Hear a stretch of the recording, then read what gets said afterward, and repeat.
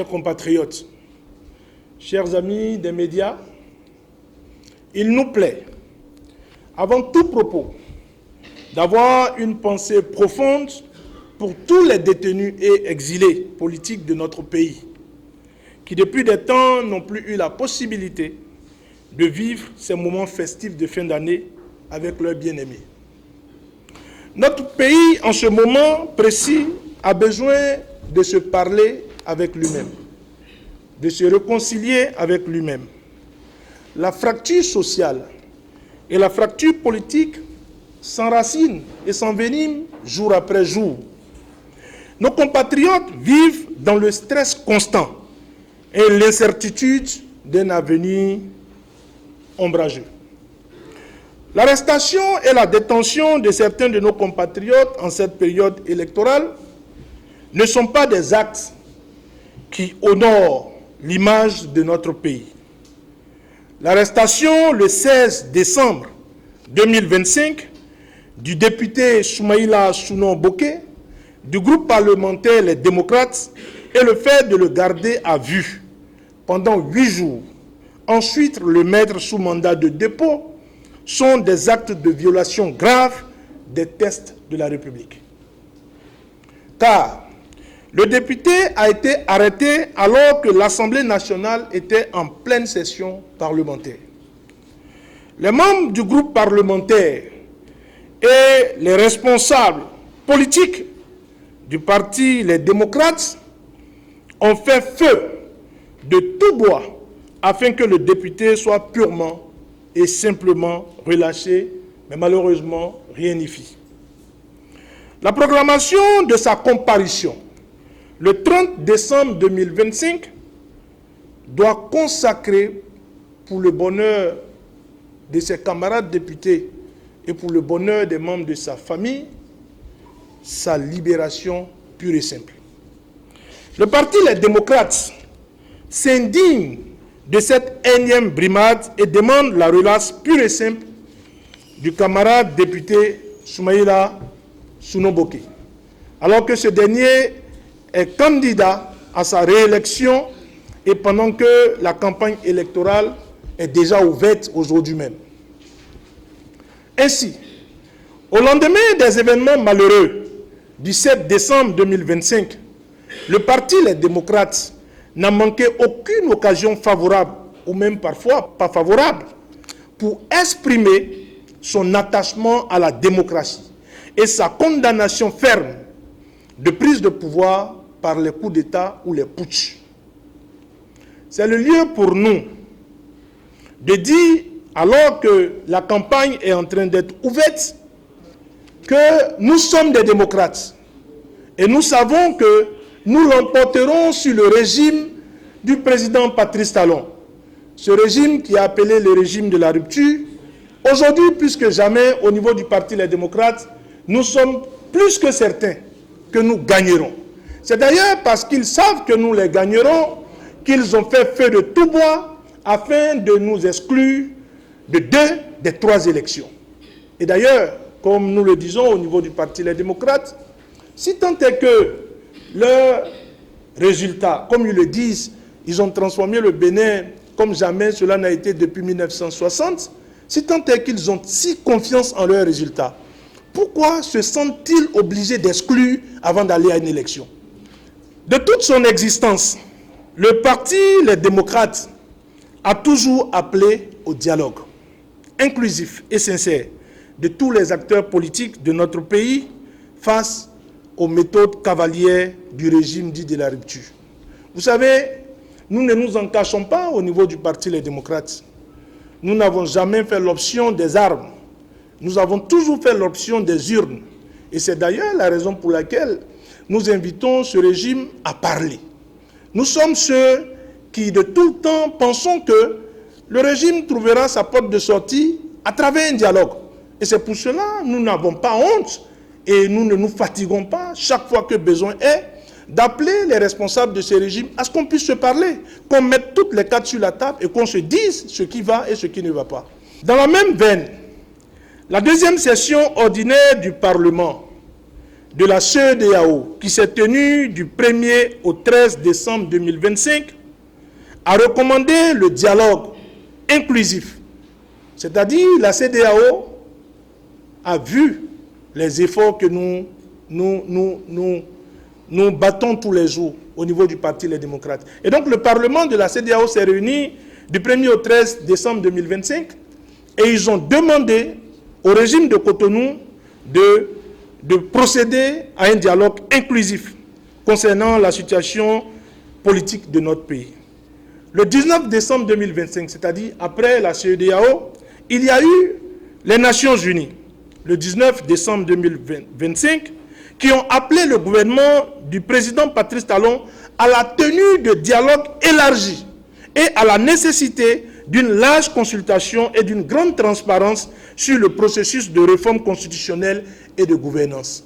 Et donc aujourd'hui, le monde entier est en train de voir ce que nous disions depuis 10 ans.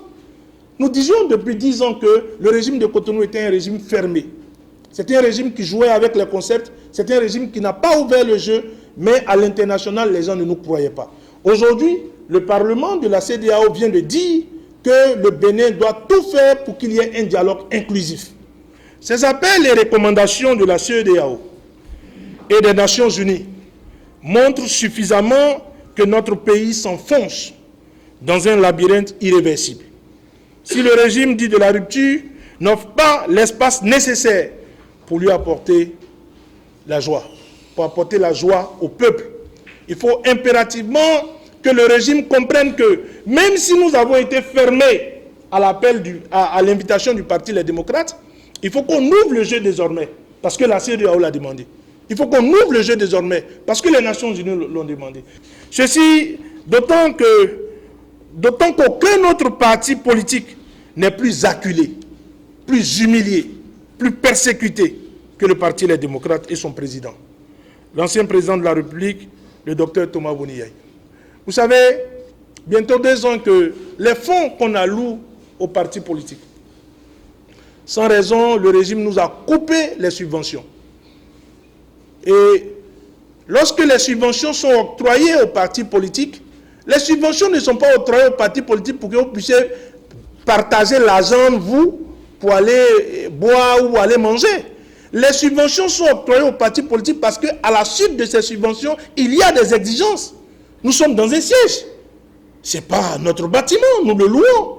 Et donc, les thèses de la République ont imposé un certain nombre d'exigences aux partis politiques, comme avoir un siège national, avoir des sièges départementaux dans les 12 départements, avoir des secrétaires, avoir des ordinateurs. Nous avons rempli à toutes ces exigences. Et donc, lorsque les subventions viennent pour pouvoir accompagner le parti dans la mise en œuvre de ces exigences. Nous l'avons fait. Le Parti Les Démocrates et son président, sans oublier sa famille, c'est-à-dire la famille du président, sont l'objet de beaucoup de persécutions. Le président du parti fait l'objet de plusieurs attaques médiatiques. À toutes ces attaques, le président Thomas Boni Yayi répond par le silence et par la prière. Il y a quelques jours, je le disais tout à l'heure, le président Thomas Boni Yayi a constaté le retrait de sa garde rapprochée. Malgré son état de santé fragile, il fait l'objet de plusieurs attaques et de plusieurs humiliations. Mais nous nous posons la question au niveau du parti, les démocrates, de savoir la position antérieure du président Boni Yayi concernant la révision constitutionnelle et autorisant la création du Sénat. Vous connaissez sa position. J'ai dit sa position. Nous avons dit la position de notre parti sur la révision constitutionnelle et sur l'instauration du Sénat. Est-ce que cette position justifie-t-elle aujourd'hui ces humiliations, ces persécutions? Est-ce que le fait que le parti ait refusé de donner son accord, son soutien à la révision constitutionnelle qui instaure un Sénat pour lequel nous n'avons jamais donné notre accord, est-ce que c'est ce qui explique ces humiliations et ces attaques incessantes? Le parti Les Démocrates invite l'opinion nationale et la communauté internationale, notamment les chancelleries, la CEDEAO, l'Union africaine, l'Union européenne et les Nations unies à s'intéresser davantage et de très près à ce qui se passe dans notre pays, ce qui se passe contre notre parti, ce qui se passe contre le président et contre sa famille. Et donc, nous appelons d'abord l'opinion nationale, vous qui êtes l'opinion nationale, nos compatriotes. Est-ce que ça vous fait plaisir de savoir qu'un parti politique et ses leaders soient autant victimes d'acharnement, autant victimes de persécution et d'humiliation? Qu'est-ce que ça vous fait en tant que Béninoise? Qu'est-ce que ça vous fait en tant que Béninois?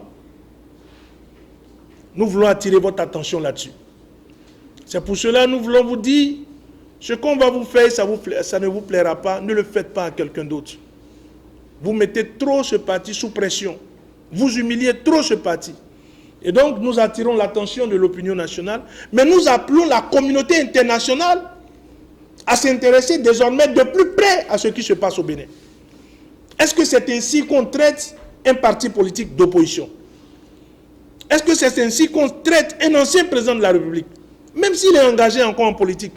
Est-ce que c'est ainsi qu'on traite la famille d'un ancien président de la République? C'est des questions que nous posons. Et nous voulons que la communauté internationale s'intéresse davantage à ce qui se passe dans notre pays. Comme vous le savez, après les périodes où on nous interdisait les meetings, on a procédé au débauchage de plusieurs de nos cadres. C'est-à-dire, les persécutions sont multiples. Il y a eu un temps où on ne voulait pas que nous parlons. Nous étions en rassemblement, on nous envoyait la police, on nous dispersait, même dans nos sièges, le cas de Dassazoumé. On nous empêchait de nous réunir dans ce pays. Après cela, ils ont procédé maintenant au recrutement, au débauchage de nos cadres. Vous savez, 5 de nos députés les ont rejoints dernièrement.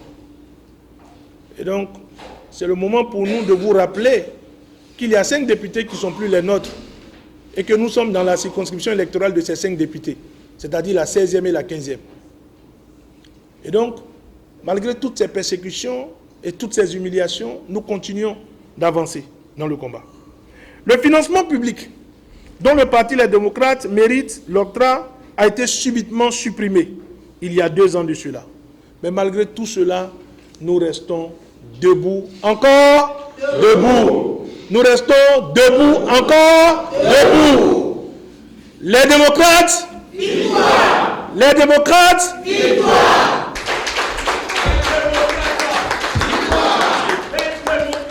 Victoire. Nous sommes debout.